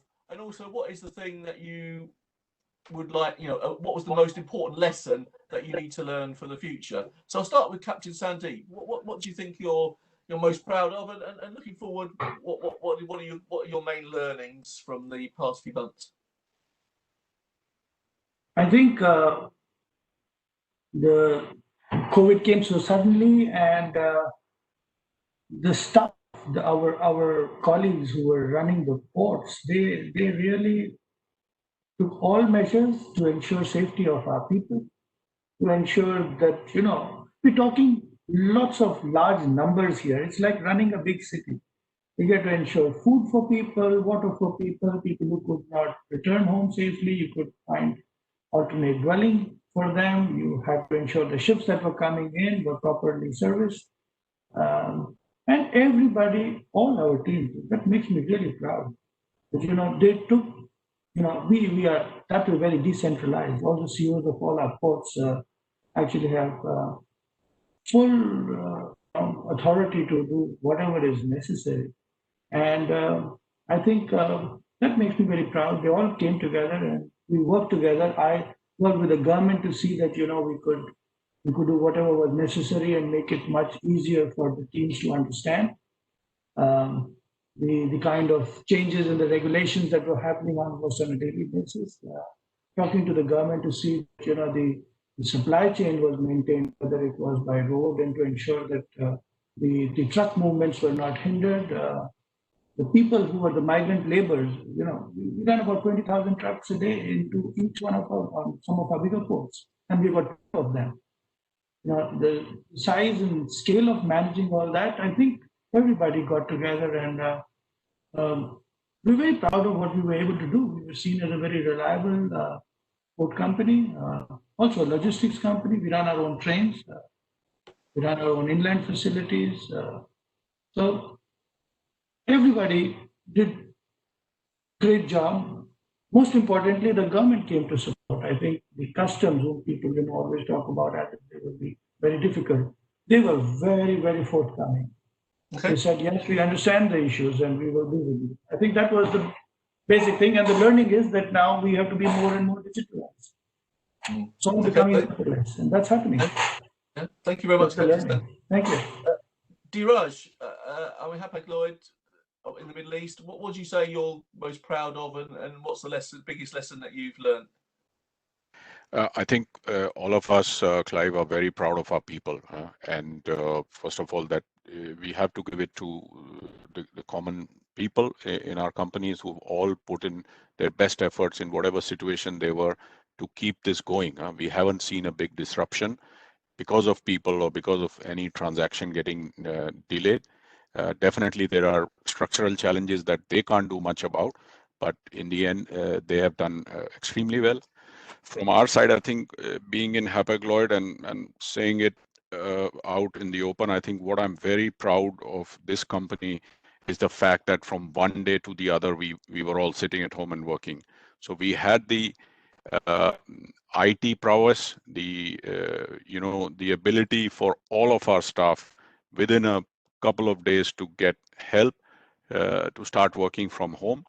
The company has supported the people very well. Those who did not have laptops, tables. In fact, we've even, at times provided desks and sent internet dongles and computers to people's homes when they could not get out of their homes wherever they were. So I think very proud of that.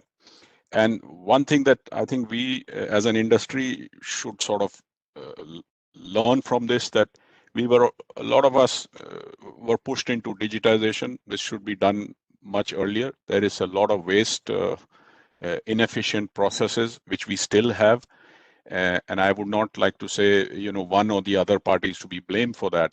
But in general, shipping is still one of the most primitively operated businesses in all aspects. And I think COVID has given us a lesson that we could have done it much better, digitized everything, a lot of paperwork happening and transactions happening on phone, emails, etc. that can go away.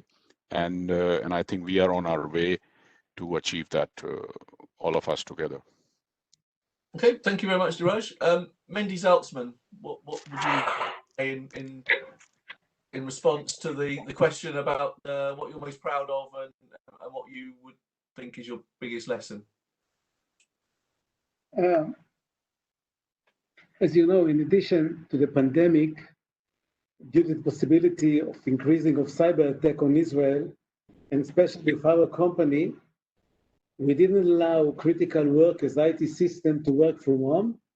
And alternatively, we trained additional employees to operate critical IT system like TOS in order to produce alternative teams in the event of the permanent staff absence. And we succeeded. Therefore, we find out that pushing the workers to the utmost, we find out excellent abilities and new quality that they are joining the targets of the IFA port. And as I can tell you, more than a week, the percentage of positive cases declines in Israel. And we hope that we are facing really the beginning of the end. And as a Jew, I believe that salvation of God is in the twinkling of an eye. Okay, thank you very much, Amendi. Ross, do you have some final comments? I'll reiterate what everyone else said about the people and not giving into fear. When this pandemic first hit, it was largely unknown. And when you read reports about what was coming from China and particularly Europe when it started to spike, it could appear to be very, very scary for people. And those people, ships people, seafarers, ports, logistics companies, customs, all stood up and went to work in an environment that could have been quite scary, and never let the service levels drop. Never let the service levels drop. And then what I'm really proud about this industry is how it contributed to the humanitarian effort. If you look about how much humanitarian cargo was moved around the world, and when this first broke, you read scary reports from the WHO about starvation and food shortages. That hasn't happened. And that hasn't happened because governments, people in this industry came together and really worked out how to operate in a challenging environment and made everything work. So nobody's run out of food as far as I can see. Things have moved on, and hopefully we've come through the worst of it. But without this industry, it would have been impossible to mobilize on a global scale the humanitarian effort that's been done between countries on an unprecedented scale. And for that, I think we all should be pretty proud. Thank you, Ross. And last but not least, I come to Shahab Al-Jasmi. For your final observations, what are you most proud of, and what do you think the key lessons are to be learned? Gentlemen, during the peak of this pandemic, we turned to Ministry of Health. We turned to be the Ministry of Food and Agriculture. We have used all our assets in the region and globally to ensure cargo flow, especially the essential supplement of food and medicines. And we formed a committee with the highest authority here in the UAE to keep monitoring the food supply, to ensure that other nations are really supporting. And we have been doing a fabulous work in terms of making things stable, making the prices at the stores at a very acceptable, normal level. We have really contributed to stability of the nation during this pandemic. Well, thank you very much. And thanks again to all of you as we come to the end of this webinar. Thank you very much to Shahab Al-Jasmi, Ross Thompson, Mendy Zaltzman, Diraj Bhatia, and Captain Sandy Meet Better, as well as, of course, General Daya Ratnayaka, who was with us for most of the time, but is now had to leave. I think generally, in summary, I think the container terminal sector, as we've just heard, can be very proud of itself. It's kept going. It's provided that key connection for cargo, particularly food cargo. That's been vital for all of us. And I think it's the container shipping industry and the port sector is something that the man in the street takes for granted. And it's only when it goes wrong that they start realizing about it. And I think that the message that I take is things haven't gone wrong for the container terminal and container shipping sector, and it's kept things going and performed a tremendous task. And that is due to sort of good management, but also the people, as I think Ross saw, one or two other people said, it's the people who've come in day out and kept these businesses going. So I think we thank. I think the lessons that have got to be learned is that digitalization is a key element of container terminals, and it's not just a nice to have anymore. It's not just a bolt on. It's something that's actually in the DNA of container terminals. And Ross's comment about data analysts being the sort of perhaps number one recruit top priority. You know, if you'd have said that 20 years ago, I think people would have looked at you a bit strangely. So I think the world has changed, and the pandemic has fast forwarded that change. And I think that's something that we all have to embrace. But last but not least, it's safety, isn't it? A number of speakers have just stressed the fact that that the safety of their staff, the safety of their customers, the safety of the people that they work with is paramount, and it's encouraging that that continues to be the case, and that nobody's taking the eye off the ball, and that it's really sort of front and center of what everybody's doing in the container terminal industry. So with that, I'll say thank you again. Thank you to our speakers. Thank you to our sponsors, Abu Dhabi Ports, ADNOC Logistics and Services, JM Baxi, Lanka Shipping and Logistics, Safi Ship Spare Parts and Ship Chandlers, and Central Ship Management. Thank you for your continued support. The next edition, the 11th, will take place on 21st of October, so please put a note in your diary if you want to listen in or attend. We will make an announcement as to the topic in the very near future, so keep your eyes on the website and on our Twitter and Facebook pages. And once the webinar closes, you'll be redirected to a survey. If you've got time, please spend a few minutes putting your thoughts.